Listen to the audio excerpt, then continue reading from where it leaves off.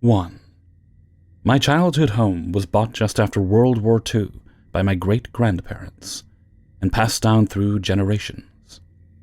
We had no clue about the history of it for decades because back then, especially in Eastern Europe, it wasn't a requirement for the government who they bought it from to provide information like that to buyers. That was until 2016 when we sold it and had to dig for its history. We found out that it was built by prisoners who ended up being killed in one room of the house, my room, when the enemies started retreating. This is the reason we believe that room specifically was haunted. There was no other death or tragedy in that house, apart from my great-grandma, who passed in her sleep, coincidentally in that same room. Past events. When my great-grandmother passed, my grandparents and mother had already moved in. My mom took her room and recalls her grandma's ghost waking her up in her sleep, telling her that she cannot protect the house much longer, and they're gonna have to figure out how to do it themselves before disappearing. My mother was confused and didn't think much of it because it didn't make much sense to her. Only after learning the history did it click for her. Soon after, a few things started happening. I wasn't born yet, but this is what my mom recalls. Heavy, distinct footsteps on the ceiling, only there wasn't a second floor, rather a tiny crawl space that no one had ever gone into. Knocking on the window that would either be 3 quick ones or 1 loud knock. Constantly feeling like you're being stared at, even during the day, which made sleeping borderline impossible. This went on for a couple months until she moved out to be with my father. The room's door led to the kitchen, where my grandparents would hang out, and they said after my mom had moved out that you couldn't even hear the knocking anymore, whereas before you could. It was left alone for years until my parents had broken up, and her and I moved into it. Even as a child, I wanted my own room, obviously, but she refused to have either of us move into the extra bedroom, leaving the other alone in that room. So, until I was 14, I was stuck with her in the same room with no privacy. But looking back on it, I'm glad it was that way. After we moved in, things started happening immediately. The footsteps and knocking came back along with the feelings of being watched. You could also hear a clock ticking inside one of its walls when you put your ear to it. Even after renovations and completely rebuilding that wall, it persisted. I was about 5 years old then, and any time I would mention any of this, no one took me seriously. I was told it's my imagination. I feel like whatever was in that room with us knew this, that I'm the perfect target, and decided to play it up. When I was 7, I began seeing a little boy floating in the corner. First time I saw him, I was scared. But he'd ask me about school and my friends, and it somehow felt safe. I had imaginary friends at that point, but I was extremely aware of the fact that they were not real, and I just felt lonely. But he was absolutely in that room with me. He'd show up about once a week, only when I was alone, and we would talk for a short while. It was so innocent, until one day, I had been playing with my mom's pet rat in the room and the boy decided to show himself. He was asking about the rat, but then told me to hit it. I asked why, and he said it's because they like it. I knew it was wrong, and that was the first time I felt terrified of him. It suddenly hit me how unnatural all of this was. And I started screaming for my mom. She ran in, I told her what happened, and she grabbed me to run outside. She sat me on her lap and told me that next time I see him, I have to tell him he doesn't belong in this world. I will never forget the panic in her voice, how I finally started realizing that something is truly going on in there. I don't recall him ever coming back again. I think I made it angry. It all got so much worse. A whole shelf worth of books flying out, along with my school books being knocked off my table when no one was near it, and I'd put them in the middle of it multiple times. Friends being scratched heavy on their backs and running out crying on my birthday. a handprint of a child on the window that appeared randomly and wouldn't leave no matter how much you cleaned it. Important things going missing only to appear in the extra bedroom that no one would go into, other than my grandma who would water the plants. At some point, pets started completely refusing to go past the doorstep into the room. If you put them in there, they would zoom out. If you were in the room, one of my dogs would sit at the doorstep and cry. The footsteps and knocking became a daily ritual, getting louder by the month. The feeling of being stared at became so intense to a point where my mom had the TV blasting all night, every night, just to drown it all out. So sleep was a foreign concept. Though I would nap after school in the other bedroom. I don't know why we just didn't move into the extra bedroom. Mom said it was because that room was by the street, and it was too loud, as if dealing with what we were dealing with 24/7 wasn't much worse. The issue is, they all denied it was happening. They didn't want to scare me. And my whole life thinking I had psychotic issues definitely made it all better.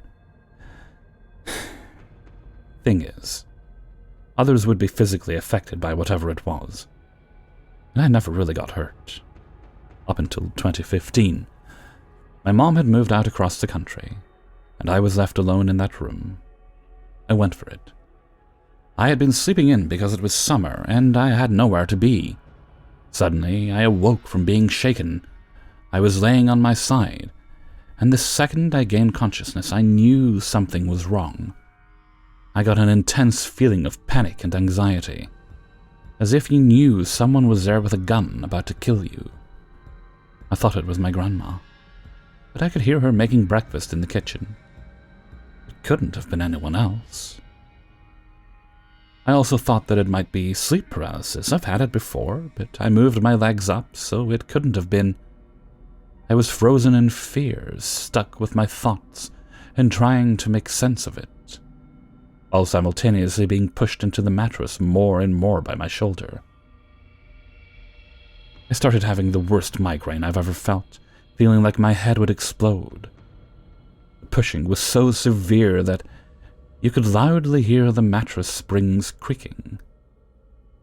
I was so terrified of looking up at my shoulder, in fear I'll actually see something there. So I just laid there for probably only a few minutes, though it felt like a lifetime. Suddenly my cat burst through the door and jumped on the bed, and it all stopped. I ran to the kitchen in tears, asking my grandma if she heard anything. She said she heard the mattress going crazy for a good 2 minutes, but she thought I had just woken up and was rolling around. My heart sank. I knew for a fact I hadn't moved apart from putting my legs up. And now I had someone actually telling me they heard some part of what was happening, without them knowing what had gone on. Finally, I knew it wasn't in my head, especially because, like I mentioned, Pet refused to go in there. It had been years. I think she came to save me, as stupid as it sounds. After that incident, I moved into the extra bedroom. No one would go into my old room. We kept the door shut, but you would always find it open, when it never opened on its own before.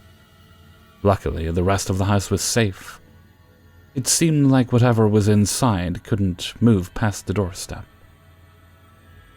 Recent events. I moved countries on my own in 2016, but I think something followed. Many times I would hear and see things happen. Too small and many to mention here. One time I woke up to my grandma, who had passed at that point, calling my name through the window, telling me not to listen to them. Fair enough. Since then, I've lived in many places, countries even, but something just won't leave me alone. I will go to my friends' houses and things would suddenly happen there. It got to a point where many of my friends have joked that I brought something with me into their home because it would only happen when I was there. Some have even told me not to come to their house because they don't want things happening in their safe space anymore. Understandable, but ouch. Where I'm at with this now. The reason for this post is because I don't know what to do. I've talked to my mom about it so much ever since I was 19, when I found out my whole family experienced it too, and I'm not crazy. Though she says she thinks I'm possibly a beacon. She thinks I have some sort of energy about me that entities use to show themselves. I can't deny that possibility either, you never know. She thinks this because when I was a toddler, I would look at corners and laugh, saying I'm talking to angels. What is it with me and corners? We're not religious, I wasn't raised around those topics, but I obviously could have gotten it from somewhere, so I don't hold much weight to that. I'm not sure how to maneuver this.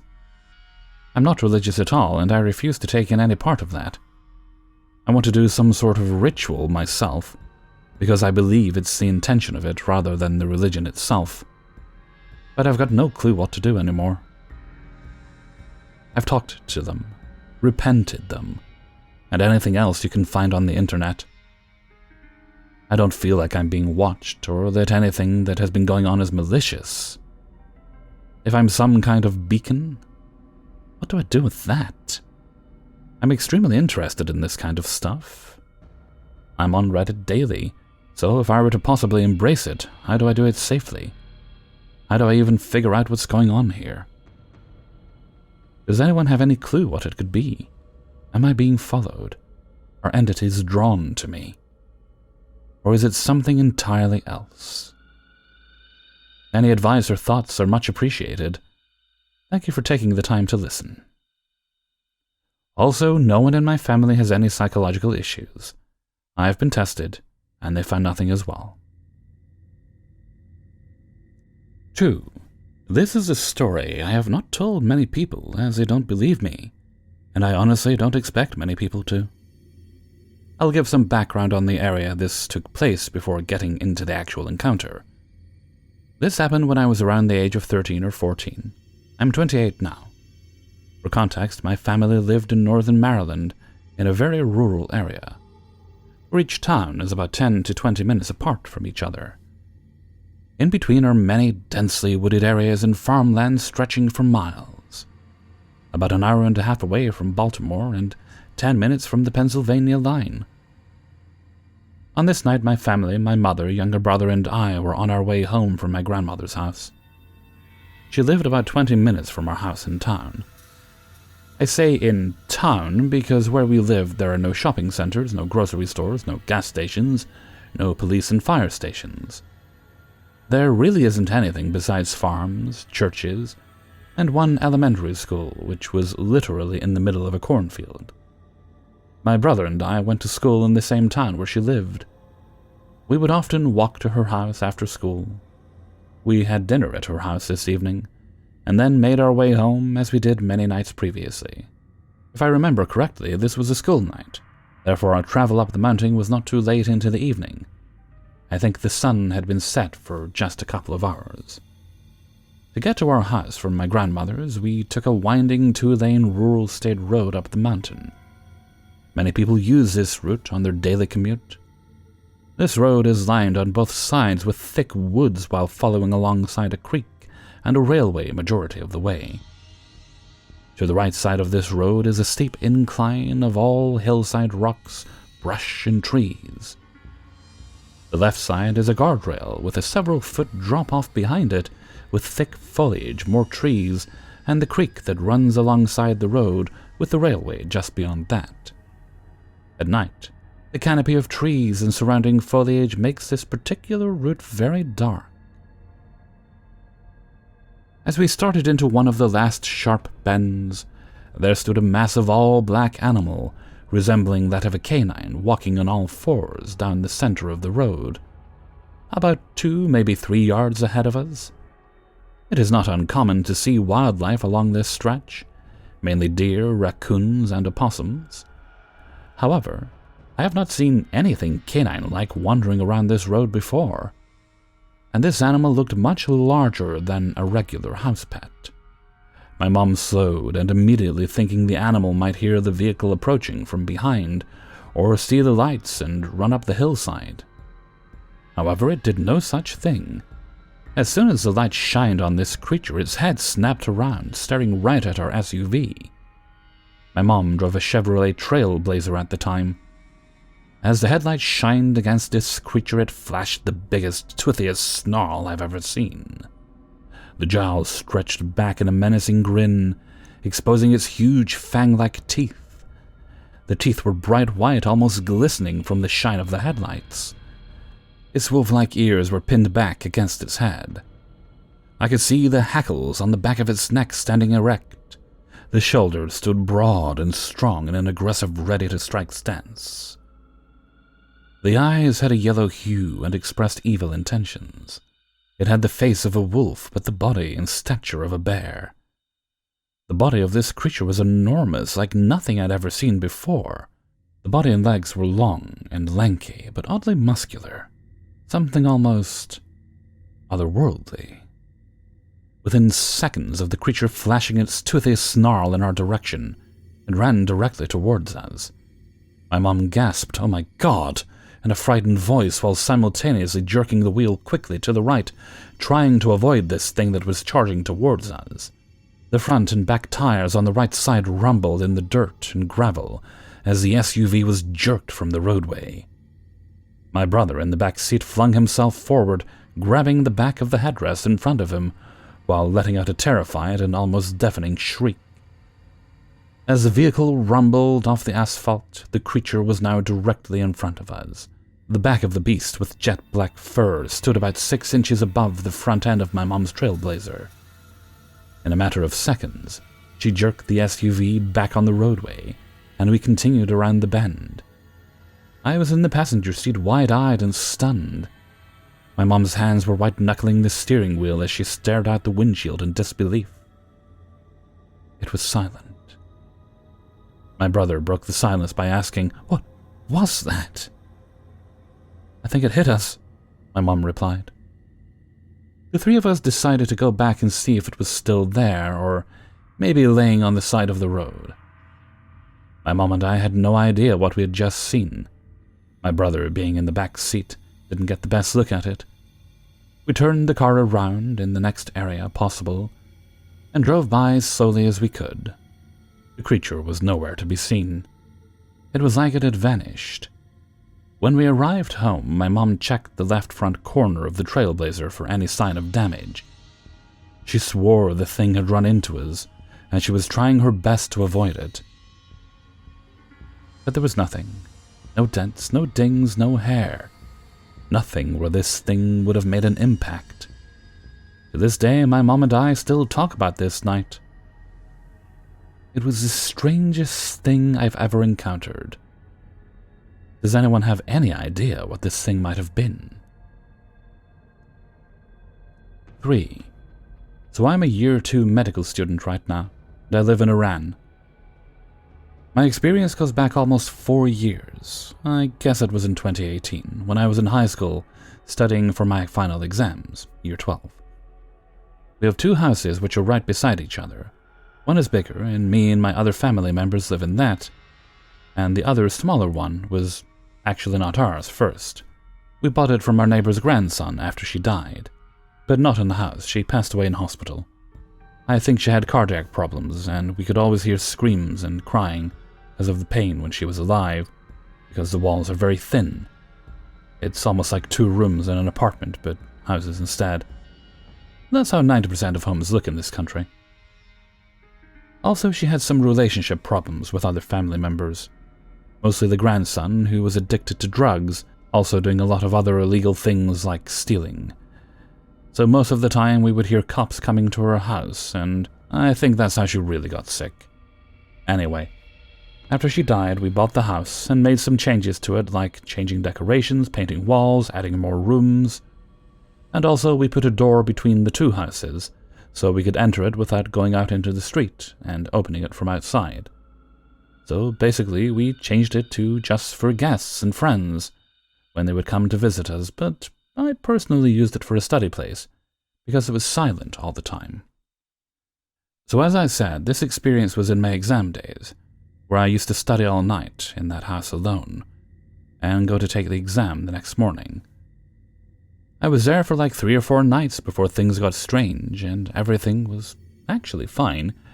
except that I always felt like something or someone was watching me, making me paranoid and things like that. I'm actually not really in a good mental state, by the way, because my mom got divorced and left me when I was 6, and my medical university and study is making me even worse. So I might actually have paranoia, I don't know. I'd stay some nights in the house until the night before an exam, which was about hygiene and stuff like that. I don't remember its name. It was almost like 300 pages of BS that you had to memorize every single word in the page, so it was really making me angry.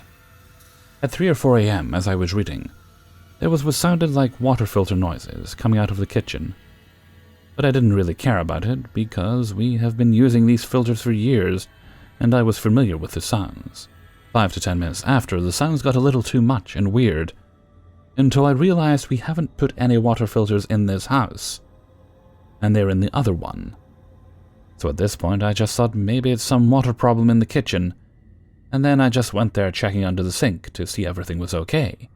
No sound, no nothing. I drank some water from the fridge and went back to my book. As soon as I started reading, like 2 or 3 lines, the noises start again. But this time it was like almost someone knocking under the sink where it was a wooden cabinet. At this point, I was really kinda mad and tired because of the exam.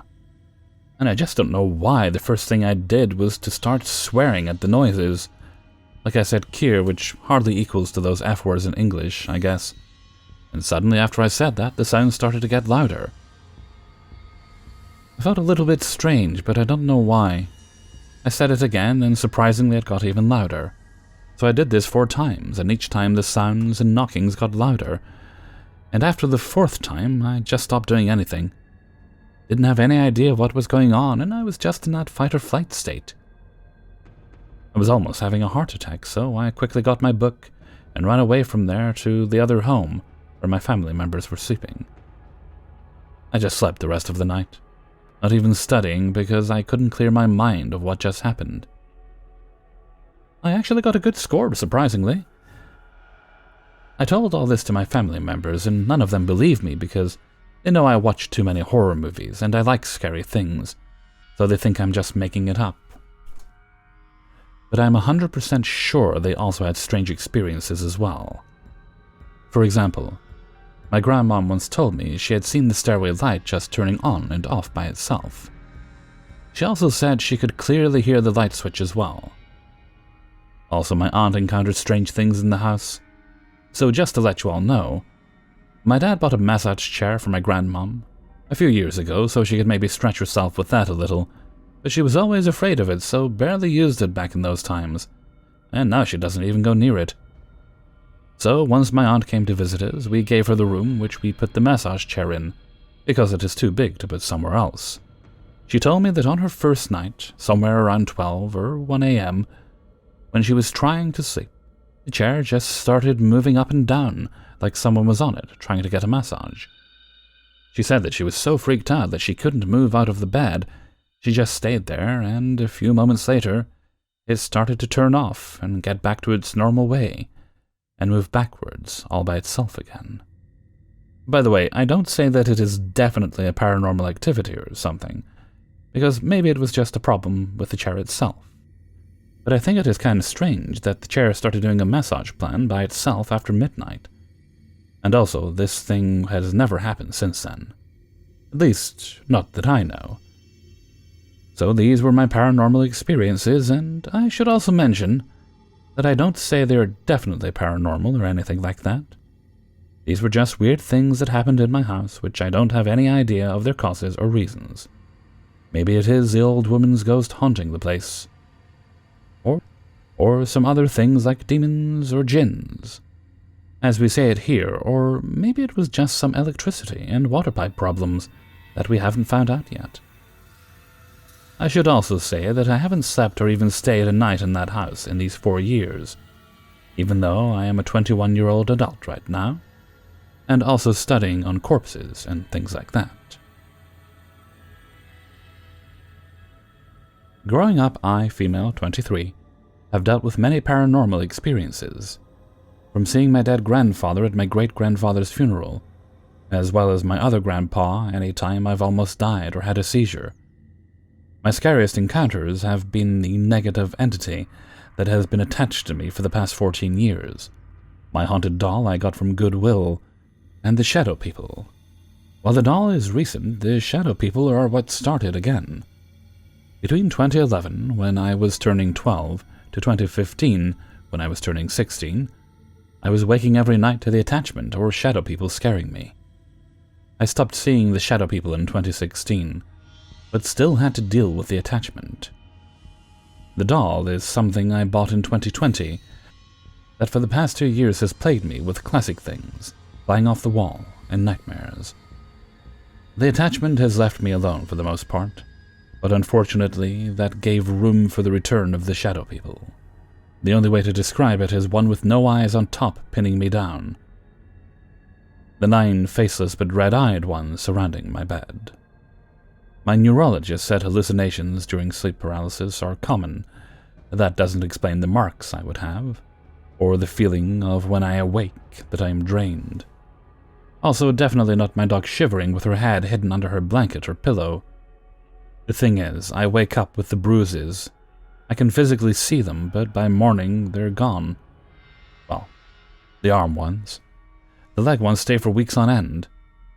Also, during the return of the shadow people, I started getting lupus-like symptoms and sleeping all day, so much so that I was sent to be tested for lupus right after a doctor's appointment. My doctors are completely confused by how my tests came back negative, but I have every symptom. They don't understand why I stop breathing at night, or have constant asthma attacks when I hadn't had them in years. I become weak in some days, like today where I experienced it, at night. I'm struggling to stay awake and my body feels drained. It had been about a week without attacks before last night, and I was good, but now I'm struggling. My joints hurt and I have a horrible headache. Last night after the attack, I was also left drenched in sweat to the point my blanket and pillows were damp. I felt like I sat outside in the sun for hours. I even had a rash over my whole entire body. The effects are slowly getting worse, changing from allergic reactions to feeling drained and occasionally both. But my scariest is I wake up from me stopping breathing and then having an asthma attack almost every night. I know these could be coincidences, but all the tests they're running come back negative. But all these symptoms are persisting. My lungs are good, lupus is negative, sleep apnea is negative. I spent over $300 on copay for my sleep test to come back normal. We've eliminated stuff I'm allergic to. Food allergens, I've cut back on how much I go outside. That was at my doctor's request, which is sad because I love my garden. Reason being, I'm allergic to every type of pollen in my area, and every weed and grass type in my yard. Even a different brand mask because maybe that was an issue. Went back to using no fragrance stuff and special wash stuff that I used to use when I have allergic reactions to detergents. I even switched to fragrance-free wash for my dogs and my deodorant. It doesn't explain why, despite going through all the steps, I'm having no relief, even with medication like prednisone, nebulizers, and inhalers.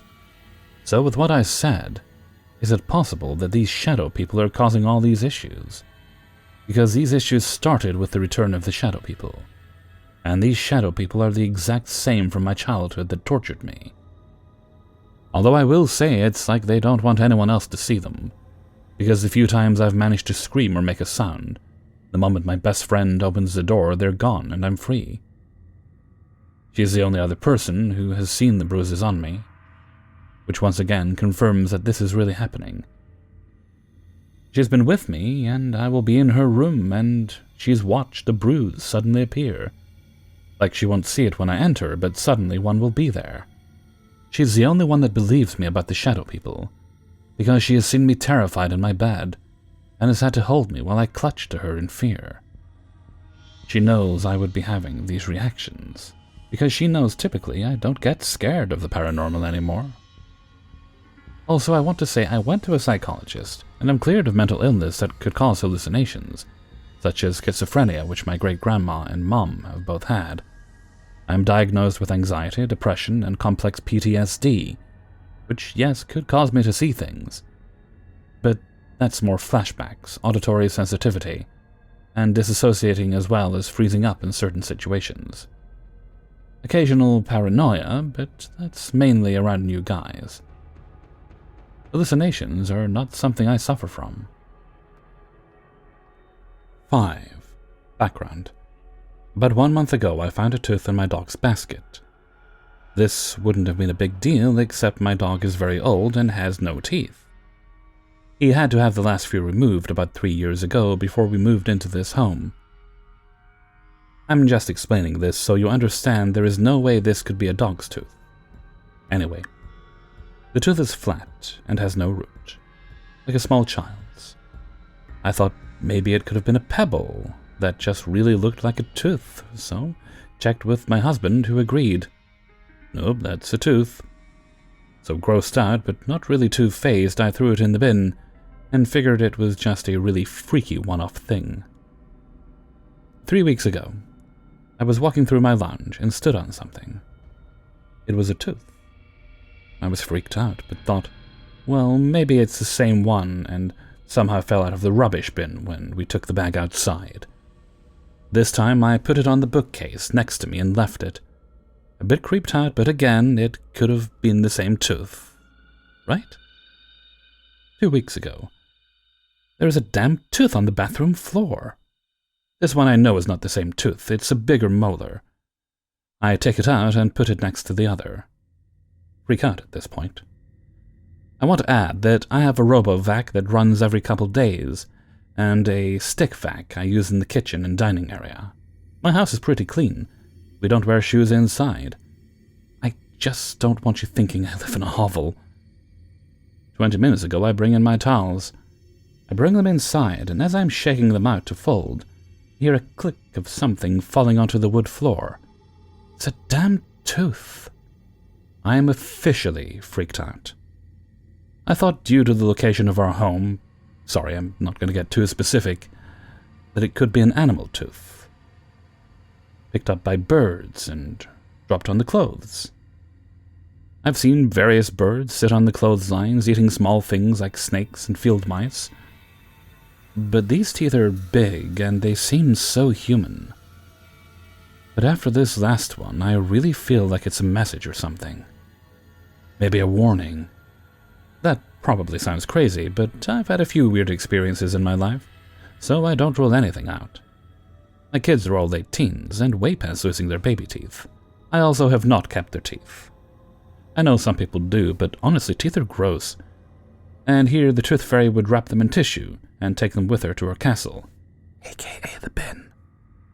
All three are pretty normal kids, enjoying spending time with friends, gaming, work, etc. Pretty sure I'm not humming budding Ted Bundys. My husband also works from home, so he's pretty sure he's safe too.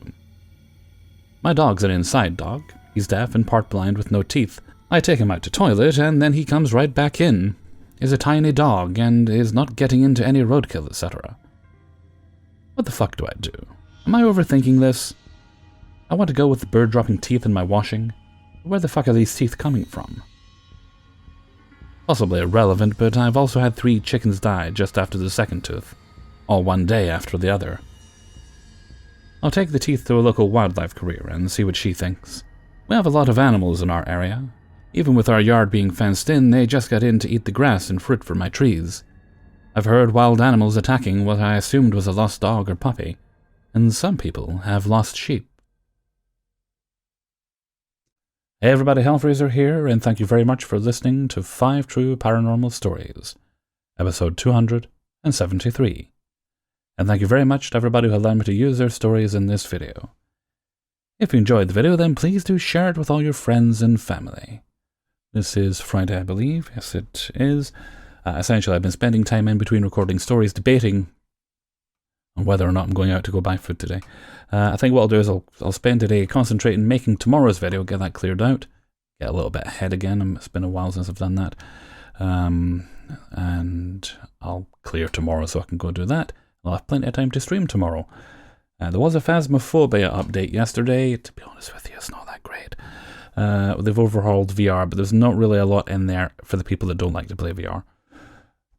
And it's improved. The virtual reality of the game has improved. There's still some issues with it, but a lot of work to do. Some bugs that need to be fixed, and I'm sure they'll work on ironing those out over the next few weeks. Right, now, before I go, Hellfreezer's question of the day. Alright, now it's another food-related question. Sorry, but I was discussing donuts with one of my mods earlier.